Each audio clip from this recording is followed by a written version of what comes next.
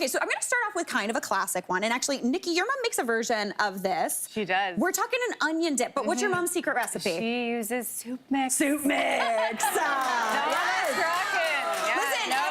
everybody knows and loves that one. It's so good for a reason. If you go to Nikki's house, that dip is on the menu. Makes a mean crudité platter. I love it. She loves chopping a vegetable. Love the chop. Yeah. If you want, I'm here. I'll work for chop. We'll work for chop. Yes, it's fantastic. Okay, so we're gonna get started though. I'm gonna do mine from scratch. There's absolutely nothing wrong, let me be clear, about the soup mix one. It's so good, but I wanted to show you how easy it is to make from scratch. So the first thing we've gotta do is caramelize some onions, which does take time, but it's really simple to do. So I've got a pan here that I had about 2 tablespoons of either oil or butter in, and I added 4 yellow onions, so it cooks down quite a bit. I always start my caramelized onions on medium-high heat, which is kind of different than a lot of people. Season it up with salt and pepper, and I cook it on that medium-high for about 5 minutes just to start that caramelization process and start those sugars really cooking down. Then I turn the heat down to medium-low, add in a tablespoon or so of maple syrup.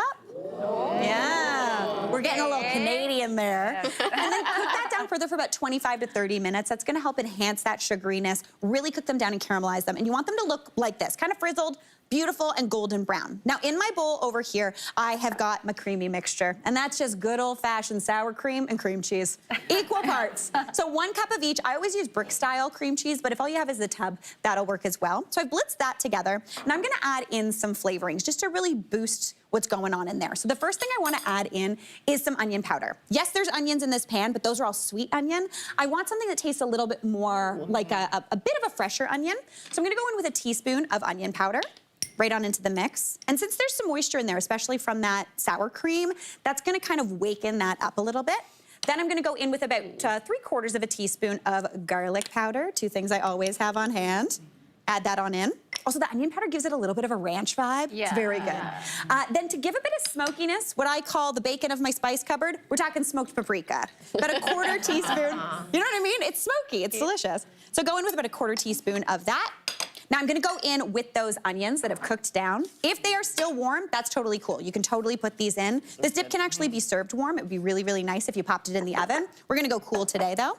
And then in addition to all that, I'm also going in with some really fresh oniony flavor. So for that, we're going in with some chives. Now, if you wanted, you could do green onions, just the green part, but I love a chive. I always feel fancy when I have chives. Yeah. I feel French. Does that make sense? The chives and tarragon, very French, very, right? Yeah. Yeah, and in the summertime, they grow like grass, so it's always very exciting. So I am sometimes very frustrated in the winter when chives are, you know, they cost money as opposed to just in my backyard, but that's okay. I think it's worth it for this recipe.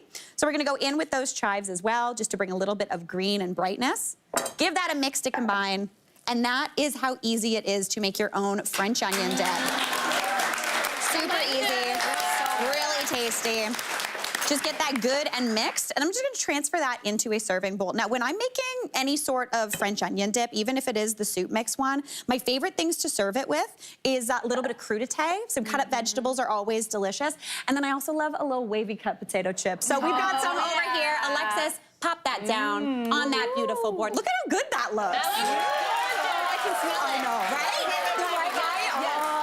Signature onion dip smell. Onion dip smell. Yeah, It's the caramelized. Okay, you guys can start digging into that if you feel like it. I'm gonna get to work on, I can't put dip in front of people and expect them not to eat it. Now I'm gonna get to work on my second recipe. So we're gonna talk about a lemony white bean dip. This is a little Italian, super simple. My cousin Missy actually taught me how to make this. All you need to do is get a can of white beans, drain and rinse them in the sink, and then pop them into the bowl that you're gonna serve them with. Then you don't have to dirty any more dishes.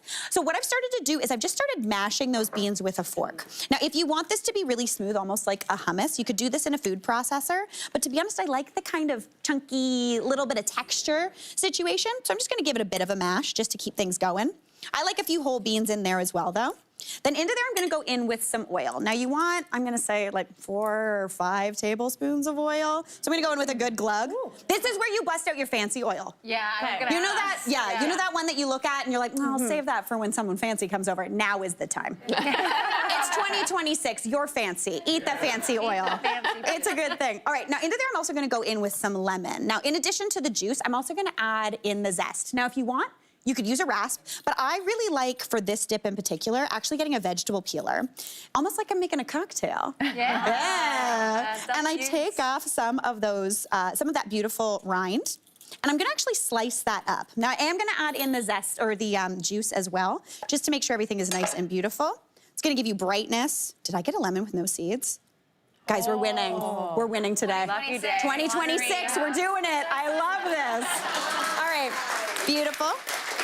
Now, for the lemon zest, if you want it like really fine, again, feel free to use a rasp, but I've been really into actually just thinly slicing it lately. If I'm making lemon pasta, I do this as well. It gives you little hits of that lemon flavor. Looks a little fancier too, but all you need to do is just basically peel that lemon, slice it up, pop it in. We wouldn't do it that fast, Mary. Oh, yeah, yeah. Or that dish. You can take your time, don't worry. The only thing you don't want in this dip is a finger. So yeah, take your time. Now I'm also gonna go in with a little bit of parsley as well, because I always have fresh herbs. If you don't have parsley, those chives would be beautiful in here, a little bit of basil. Even a little bit of store-bought pesto in here would be really nice just to bring everything together. Okay. In goes that parsley. For a little bit of heat, how do we like heat, everybody? Love. Love? Go for Iffy? it. Okay. It goes high and low. I'd say anywhere from like a quarter teaspoon to a half a teaspoon in there. And then again, for a bit of smoky lemoniness, I'm also going in with a little bit of cumin, just a pinch of cumin right on in there. That's gonna give just like a hint of like, oh, what's that? Yeah. Which is always good. Alexis is digging in. I like this energy. All right, season that up with some salt. You can go in with some pepper as well. But you just want to keep mashing it until it's the texture you like. But again, to be honest, this is kind of what I'm going for. Super lemony, really, really bright. We're making a mess. It's always a good thing. Okay, that looks beautiful to me. Serve that up with, if you're going really Italian, you could do some taralli, which are these fun little cookie cracker things that are absolutely beautiful. I know, we are very Italian today. So that's a stunner. Feel free to dig in. All right, as I promised, last but not least, the final one is so easy. We're making a whipped ricotta with chilies. So I've got 2 cups of ricotta cheese in this little mixer. And into there, I'm gonna go in with a tablespoon or 2 of oil. That's gonna help it whip up really nicely. So I'm just gonna add a bit of glug.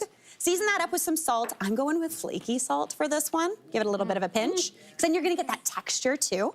And then I just wanna blitz that up. Just until it comes together and gets a little bit whippy. This one has both ways. So let's see. There we go, there we go. Just until it starts climbing the sides of your mixer, it's gonna get a little bit fluffy, a little bit whippy. If you had a bigger mixer, you could do it a little bit quicker, but honestly, you're just going until it's the texture you want it. If you keep going, it's gonna get almost the texture of like really thick whipped cream. Really, really tasty. But to serve this, super simple. You just get some of that out of your mixer, pop it down onto a plate. See how smooth and creamy that got? Yeah, that looks so pretty. Right? And then you're gonna do what I'm calling the gulch, if that makes sense. So you just kind of wanna spread it out, kind of like this. Make a little bit of a well in the middle. And then in that well, this is where you fill it with what I love. I love a Chilean oil. If you can find these, I always have them on hand, right? Yes. So good, spicy. I really load it up right in the center, and people can take as much or as little as they want. A little extra oil on there just for fun. So easy. Beautiful. And then a Yeah, bit of chili or a little bit of salt right on top. Serve that up with baguette. 3 dips. Hey, Mary here. What did you think? Drop your comments below, and don't forget to like and subscribe for more of the good stuff.